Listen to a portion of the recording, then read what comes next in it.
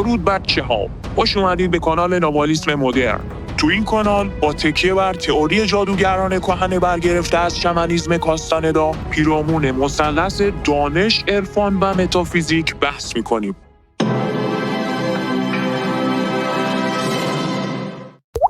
تو این ویدیو قرار هستش که به عنوان بی‌عملی به پرسش و پاسخ‌هایی بپردازیم که توی کلاسامون پیرامون خلقت و نژاد شناسی شکل گرفته. من یک سوالی رو مطرح میکنم براتون. میخوام اولا شما رو محک بزنم، بعد به عنوان یک مقدمه‌ای در نظرش بگیرم که جلسات آینده مقوله بی‌عملی رو از این طریق براتون روشن کنم که یعنی چی. بچه‌ها، اگر در محیط رویا بر سر یک دوراهی قرار گرفتین، کدوم راه رو انتخاب میکنید؟ شما فرض کنید تو محیط دقت دوم با کالبد رویا برای یه دوراهی، سه راهی، حالا هر چی قرار گرفتید و ذهن به شما القا میکنه یا از شما میپرسه که یک راه رو انتخاب کنید. چی کار میکنید؟ گفتن شهودی تصمیم میگیریم. این یعنی چی حالا؟ به نظرم هر کسی نشانه های خودش داره. خب اینا جواب نیستن. تابلو نداره، این دیگه اصلا فرده. اونی که به سمتش کشیده میشیم. خب نه، ممکنه یک سری نیروهای بیگانه‌ای باشن که شما رو به سمت خودشون بکشن. که نباید خودتو بندازی تو تله. خوب شد که این رو گفتی. نه خیر، تو رویا نمیشه بر اساس احساسات عمل کرد. در واقع جادوگران کهن ید طولایی داشتن تو این زمینه دیگه. به دام احساسات خودشون افتادن که این نهایتا سمت تسلط غیر ارگانیسمیه. به نظرم نباید متمرکز بر مسیر بشیم. آفرین، این باز یک اشاره‌ای هست، چون دقتمون رو درگیر میکنه، یعنی انرژی رو ببین. بله، همون متمرکز شدن یعنی چی؟ یعنی اینکه بچه‌ها اصلا چه دلیلی داره که اون راه رو انتخاب بکنید؟ معنی نداره. چیزی هستش که به شما القا شده. در واقع من این سوال رو مطرح کردم که مقوله بی‌عملی رو براتون روشن کنم که آقا جانی که سوال میپرسن در زندگی روزمره مصداق‌های بی‌عملی چیه، یک همچین چیزیه. من این مثال رو زدم که سر موعد مقرر قشنگ واسهتون بازش خواهم کرد. آقا جان، بی‌عملی یعنی چی؟ یعنی وقتی شما مثلا هر روز میری سر کار از آسانسور استفاده میکنیم، این دفعه از راهپله استفاده کنی. همونطور که کارلوس در واقع توضیح میده این شکلی به آرماندو تورس که بر اساس روال روزمره و عادات عمل نکنی. این قضیه باعث فاصله گرفتن شما از جهان ذهن میشه. باعث میشه که شما آگاه بشی به اعمال خودت. خاصه مثلا توی محیط رویا خیلی مهمه اینها. این باعث میشه از تسلط ماتریکس در بیای. وقتی در سر یک چنین دوراهی قرار میگیری، چه کاریه؟ شما بگو من اصلا انتخاب نمی‌کنم هیچ کدومو. پرواز کن اصلا. این باعث هوشیاری میشه، به عمل شما قدرت میده. یا اصلا برگرد یا هر کار دیگری کن. حالا بی‌عملی لزوما به معنی عمل متضاد با اون عمل مورد نظر نیست. عمل ضدش هم یک نوع بی‌عملیه ها. ولی خب کلی‌تره، میتونه بی ربط هم باشه نسبت بهش. بنابراین شما عملی رو انتخاب میکنید که لزوما مربوط به اون قضیه مورد سوال و مورد پرسش نیست. در واقع متمرکز نباید شد به قول دوستمون. گفتن که وقته که من چند تا سوال دارم که همه رو یک جا نوشتم. ببخشید طولانی به نظر میسه. بله، این پاپیروسی نوشتم برای ما. آیا ما در این عصر آهن شانسی برای غلبه بر انرژی شمسی و قمری داریم واقعا؟ چرا که نداریم؟ پس نیروی اراده بس اینجا چیکار میکنه؟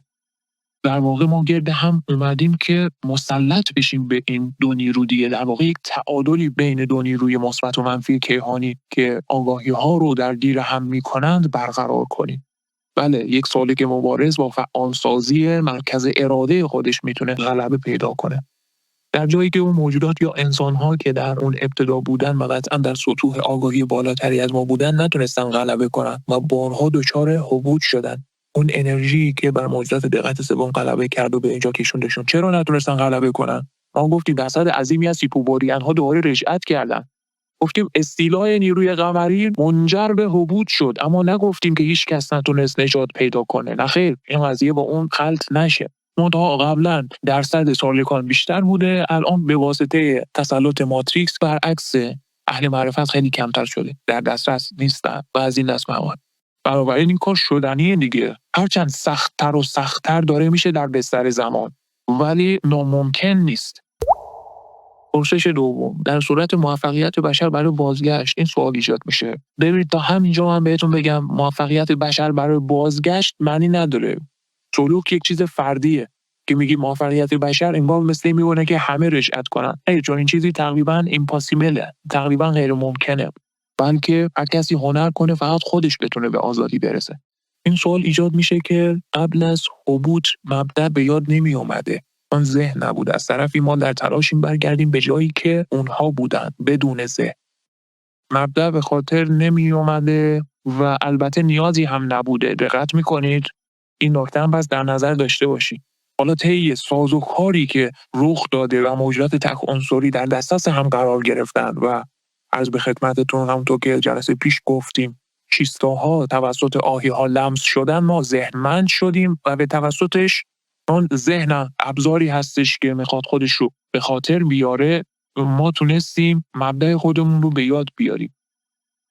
به نکته قبلی‌تر این که ذهن چون بر اساس الگوریتم تکرار عمل میکنه و فرایند به خاطر آوردن و اعمال میکنه، این قضیه باعث شد که ما خودمون رو تکرار کنیم. تکرار خودمان در واقع باعث هبوطمان شد که ما گفتیم تجلی پیدا کردن، گفتیم تو عصر هیپوبوریان ها دیگه به سمت جوشش و زایش اومدن نسل‌های بشری دیگه. درسته؟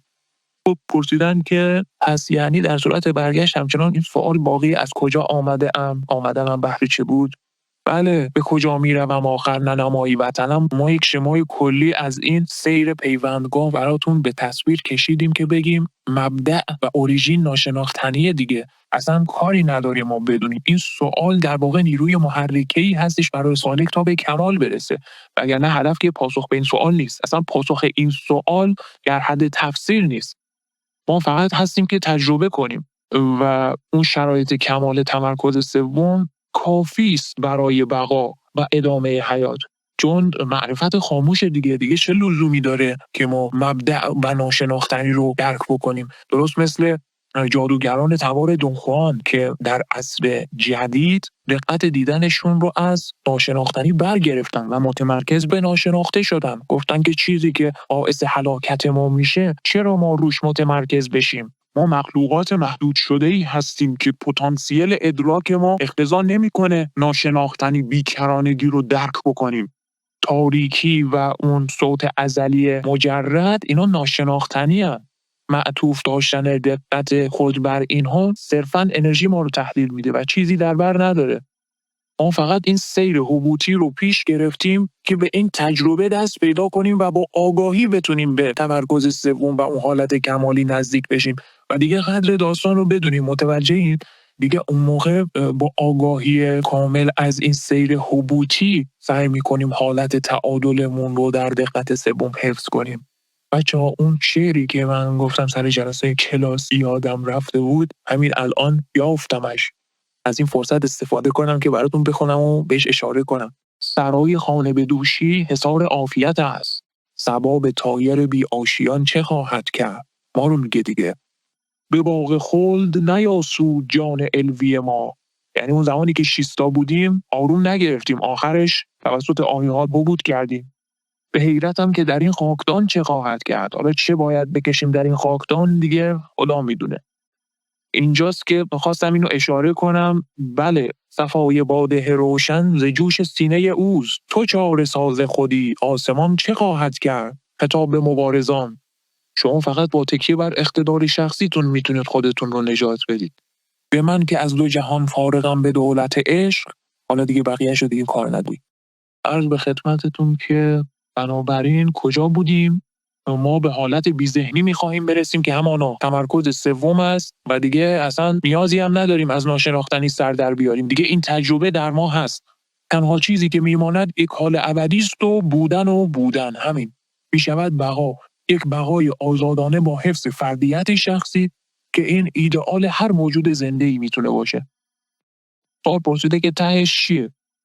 آزادی، همونطور که دونخوان میگه. چه دلیلی فراتر از آزادی وجود داره برای این همه تلاش و کوششی که جمع میکنه؟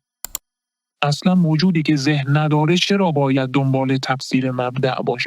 گفتن خواستن که خودشون رو به خاطر بیارن. اونجا اگر چیزی به نام یاد و حافظه وجود داره، ببینید ما گفتیم طبق سازوکاری به هر حال موجودات تک عنصری پلید اومدن در دسترس هم قرار گرفتند و چیزها توسط آهی‌ها لمس شدند. حالا دلیلش چیه؟ چون باز به حوزه ازل برمیگرده و تفسیر هم اونجا تقریبا نیست. نمیتونیم بگیم چطور شد. حالا اسمشو میخوای تصادف بذار، یا اسمشو علیت میخوای بذار، یا تقدیر بوده که چنین بشود. حالا هرچی، این اتفاق حالا افتاده بنا به هر دلیلی و ما اون سقوط رو باید تجربه میکردیم تا آگاه بشیم به قضیه هبوط، و یعنی همیشه در معرض اون خطر بودیم دیگه. دقت میکنیم ما گفتیم که شیسته‌ها یا موجودات تمرکز سومی از حافظه انرژتیک برخوردارن. اوکی، اما این که خودشون رو به خاطر آوردن به خاطر خاصیتی بود که ذهن بهشون القا کرد. چون ما گفتیم که ذهن طبق تعریف یک ابزاری است که میخواهد خودش را به خاطر بیاورد یا از یاد نبرد، و این امر از طریق فرایند تکرار تحقق پیدا میکنه. دقت میکنید موجودات تمرکز سومی وجود داشتن و در مورد چیزی هم کیر نمی‌کردن، خیلی راحت بودن دیگه، چون پیوندگاه سیال بودن، جاری بودن، فقط حضور داشتن. وقتی که توسط آهی‌ها لمس میشن ذهنمند شدند و این ذهن اونها رو به سمت به خاطر آوردن مبدأ و منشأشون سوق داد. این قضیه منجر به سقوطشون شد. دقت میکنید؟ بعد اون ویژگی مبدأ رو در خودشون جستند و این ذهن مجابشون کرد که خودشون رو تکرار کنن و نهایتا نسل‌های بعد رو خلق کردن. اصلا این ویژگی خلقت از طریق همین ذهن القا شده بهشون منتقل شد. دقت می‌فرمایید؟ پرسیدن اصلا مبدئی هست؟ ببینید چه اون تاریکی چه اون صوت ازلی، هر کدوم میتونید مبدأ بدونید، اگر البته این شما رو راضی میکنه، ولی بعید میدونم. گفتیم دیگه هم نور و هم تاریکی هدف هر دوشون آگاهی خلق میکنن، پرورش میدن و جذب میکنن. توجه میفرمایید؟ مثلا کارشون همینه، هدف دیگه ای هم ندارن و حالا آگاهی رو به توسط نیروی قصد در واقع پرورش میدن. حالا چرا هی میخوایم خودمون رو به یه چیز فراتر وصل بکنیم؟ انسان ها به دو دسته تقسیم میشن، اونهایی که میدونن در زندانن و اونهایی که اونقدر درگیر و گرفتار هستن که اصلا بیخبرن، اصلا از همینم بیخبرن. با این دسته دوم که کاری نداریم، اما اونهایی که میدونن در قفس هستن، در این قفس تنگ گرفتار شدن، ناگزیرن به چیزی چنگ بزنن که ازش در بیان دیگه. دقت میکنید؟ این میشه که به سمت معرفت روی میارن، مثلا دانش به معنای کلی کلمه. اینجاست که دون خوان میگه تقدیر بشر آموختن است. ما اصلا ناگزیریم به یک چیزی چنگ بزنیم که خودمون رو بکشیم بالا، در صورتی که فهمیدیم که در زندانیم و متوجه شدیم که آزادی نداریم، محدود شده ایم. دقت میکنی؟ این قضیه ما رو به سمت جستجو برای یک وضعیت کمال آگاهی راهنمون میشه دیگه. این چیز اتوماتیکه، واضحه که چنین باید باشه. حالا جنگجو به چی چنگ میزنه؟ دیگه باید بگی به نیروی قصد، اساس ساحریه. این مسیر مبارز رو تعریف میکنه. دقت میکنی؟ گفتیم که این سقوط‌ها و هبوط‌ها مبتنی بر خواسته روح بوده. و چرا؟ هدف این چرخه عجیب چیه؟ همونطور که اشاره کردم هدفش آگاهی هست و لا غیر. در واقع این کیهان سرشار از آگاهیه و آگاهی رو پرورش میده و جذب میکنه، پدید میاره، پرورش میده و جذب میکنه و بدین ترتیب ناشناختنی از خودش آگاه میشه و شناخت پیدا میکنه. ناشناختنی برای ما ناشناخته است و ناشناخته باقی خواهد ماند، اما برای خودش که چه شکلیه باز نمیتونیم بگیم، چون از حوزه آگاهی ما خارجه. ناشناختنی به توسط این همه طیف‌های گسترده موجودات هوشمندی که خلق میکنه از خودش آگاه میشه. در واقع لحظه مواجهه با بیکرانگی که دون خوان میگه هدف همه ما انسان‌ها از حیات و هستیه، در اون لحظه است که آگاهی ناشناختنی به شناخته متصل میشه و بدین ترتیب ناشناختنی از خودش آگاه میشه. از این شبیه تکامل هم میگه نیست وقتی قراره هی یادت بره. بله تکامل هم باز یک فلسفه دیگری داره. ما میتونیم بگیم سیری که بشر طی کرده در طول تاریخ برای یک نوع کمال لوکال یا کمال موضعی هستش، اما کی میتونه ثابت یا رد بکنه که این سیر به یک کمال مطلق منجر میشه؟ واقعا چه اطلاعاتی هستش که این رو بتونه بر ما ثابت کنه یا حتی ردش کنه؟ مثلا دانشمندان میان میگن که تکنولوژی هدفش کمال بشره، رفاه بشره. کولر خلق میشه که شما تابستان گرم رو به آسانی و راحتی بتونی سپری بکنی، ولی از اون طرف همین کولر باعث ازدیاد گازهای گلخانه‌ای میشه، لایه اوزون رو سوراخ میکنه و دمای جو زمین میره بالا و نهایتاً به نابودی زمین و اهل زمین منجر میشه. خب الان سوال، این تکنولوژی آیا فقط خدمت رسانی کرده به بشر یا نه ضرر هم به همون نسبت رسونده، یا چه بسا که بشر بیشتر متضرر شده؟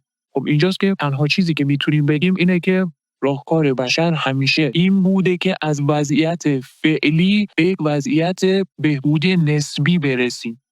این میشه یک کمال موضعی، یک تکامل نسبی، اما باز نمیتونیم ادعا بکنیم که آیا این به کمال محض منجر میشه یا خیر، چون اصلا اطلاعات کافی براش نداریم.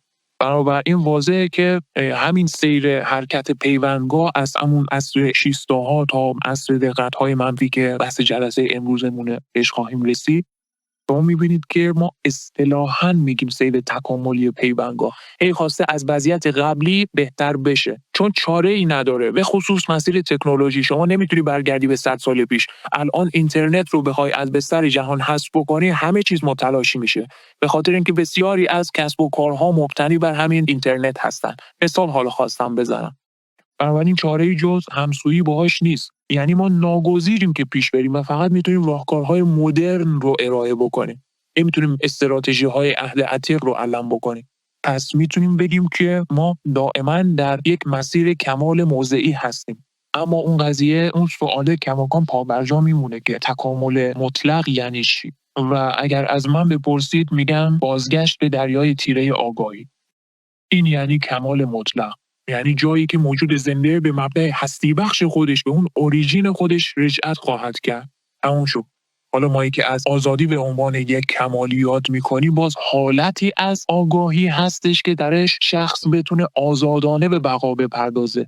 ولی همونطور که دون خوان اشاره میکنه، باز هم یک سالک غیر ارگانیک نهایتاً بایستی به اون مبدأ هستی بخش خودش، دریای تیره آگاهی، هوشیاری رو که قرض گرفته بوده و رشد و توسیع داده بوده، اون هوشیاری و آگاهی رو بازگردونه. دقت می‌فرمایید؟ چرا موجودات ارگانیک لذیذترین غذا برای عقاب هست؟ این سوال خیلی زیباست. دلیلش به خاطر تراکم و یا همون مقوله انقباض آگاهیه. چون موجودات ارگانیک منقبض‌ترین شکل انرژی رو در همه لایه‌های آگاهی متصل به پیله انرژی زمین رو دارن. خب حتما میدونیم دیگه، تو جلسات اول هم اشاره کردیم که جادوگران 8 طیف موجود زنده و حساس رو که آگاهیشون متصل به پیله انرژی زمینه دسته‌بندی کردن که یک طیفشون مربوط به موجودات ارگانیک میشه، شامل انسان‌ها، حیوانات، گیاهان و غیره، و 7 طیفش غیر ارگانیکه. دون خوان میگه همه اینها درست مثل غذا میمونند. اونجایی که یادم میاد تشبیه میکنه به درختان میوه. یکی از این درختان میوه از همه خوشمزه تره بارش و اون مربوط به طیف ارگانیکه. دلیلش اینه که تمرکز انرژی به شکل توده‌ای دیگه، اینکه ما در حالت منقبض قرار داریم، تجمع انرژی درش ماکسیمومه. منقبض هستیم یعنی چی؟ یعنی چگالی تونال بیشترین حد ممکنه دیگه. این باعث میشه که نه تنها برای عقاب بلکه برای سایر موجودات شکارخوار غیر ارگانیک نیز ما غذاهای خوشمزه و لذیذی محسوب بشیم. فرضاً پروازگر یه لیست میزنه به پیله انرژی ما، یه عالم انرژی میبله و با این حال ما کماکان به حیات خودمون ادامه میدیم. یک منبع غنی از انرژی رو موجودات ارگانیک در خودشون دارن دیگه. استاد قرار شد یه جلسه رو به مرگ و سرنوشت پس از مرگ اختصاص بده. بله، این هم در جایی بهش خواهم رسید. چرا ذهن میترسه؟ ترس همونطور که قبلا هم اشاره شد اولین دشمن مسیر معرفت دیگه. اشاره‌ای که توی این سوال کردید خیلی زیباست. ذهن میترسه، بله. کالبد انرژی ولی چیزی به نام ترس نداره. خشم و ترس و اینها احساساتی هستن که از طریق ذهن به ما القا میشن و ذهن هم گفتم بنابر الگوریتم تکرار این احساسات رو به ما القا میکنه. خیلی نکته مهمیه بچه‌ها. چرا میترسه؟ به خاطر از دست دادن چیزه. چون ذهن عادت کرده که یک چیزی رو امتداد بده و هی تکرار کنه. که اصلا عادت مال ذهنه. حالا که تو میخوای تغییرش بدی، یک روند رو، یک روتین رو میخوای تغییر بدی، اون ترس از دست دادنه که بر تو مستولی میشه. دقت میکنی این ترس از همینجا ناشی میشه. مثلا ترس از دیدن این موجودات، بله اینکه حالا یه حالت خیلی خاصیه و شما میبینید که از طریق همین ذهنه که انرژی خارها بیان سوخت ما رو یغما میبرن، یا موجودات غیر ارگانیک از طریق همین تفسیرهایی که به ما القا میکنند از ما انرژی میبلند، خودشون تجسد پیدا میکنند. در واقع ما با ترسیدن انرژی آزاد میکنیم، اونها با بلعیدن انرژی آزاد شده دوباره بیشتر قوت میگیرن و میبینید که همش به یک روند برمیگرده که از طریق ذهن القا شده. شما اگر جلوی اون روند ذهنی رو، یک سدی جلوی اون روند ذهنی قرار بدید، متوجه میشید که خیلی راحت از پس وحشی ترین موجودات غیر ارگانیک هم میتونید بر بیاید. من گفتیم موجودات از خاک شیستوها خواستن که منبعشون رو به یاد بیارن. این چه سازوکاری بوده و این که فقط شیستوها چون این خاصی رو داشتن. ببین این سوال خیلی دیگه بعد پیشرفته‌ای داره. قضیه به این برمیگرده که ما بیایم کل طیف‌های آگاهی زنده متصل به زمین و منظومه شمسی رو کاراکترایز بکنیم که من اطلاعات دست اولی در این حوزه ندارم که آیا فقط شیسته‌ها بودن که چون این خاصی رو داشتن و دچار یک چنین سیر هبوطی پیوندگاه شدن، ما فقط خواستیم متمرکز به نژاد انسانی بشیم و نهایتاً بر اساس متون استانزاها به شیسته‌ها رسیدیم و نه بیشتر. که مابقی موجودات چه سرنوشتی داشتن. دون خوان به نوعی اشاره میکنه که موجودات غیر ارگانیک و سایر موجودات لایه‌های آگاهی سیر تکاملی خودشون رو دارن که وارد مقوله ناشناخته میشه، اما در این حوزه واقعا اطلاعات کمی در دسترسه. گفتن ساحل افتاده گفت گرچه بسی زیستم، هیچ نمعلوم شد آه که من چیستم. موج فرو خفته‌ای تیز خروشید و گفت هستم اگر میروم، نیستم ار ایستم. بله، بیتی بسیار زیبای جناب اقبال لاهوری. واقعا همینطوره، ما در حد تفسیر به هیچ سرجامی نمیتونیم برسیم. شناخت با تجربه حاصل میشه و اون لحظه‌ای که برسیم دیگر نه تو مانی و نه من. خب دوستان دیگه خسته نباشید. تو ویدیوهای بعدی در مورد نژاد آتلانتیسی ها یک کم صحبت میکنیم. لایک و کامنت و سابم فراموش نشه. دیگه خودتون میدونید تو پیجای اینستاگرام و کانالای تلگراممون هم در خدمتتون هستیم.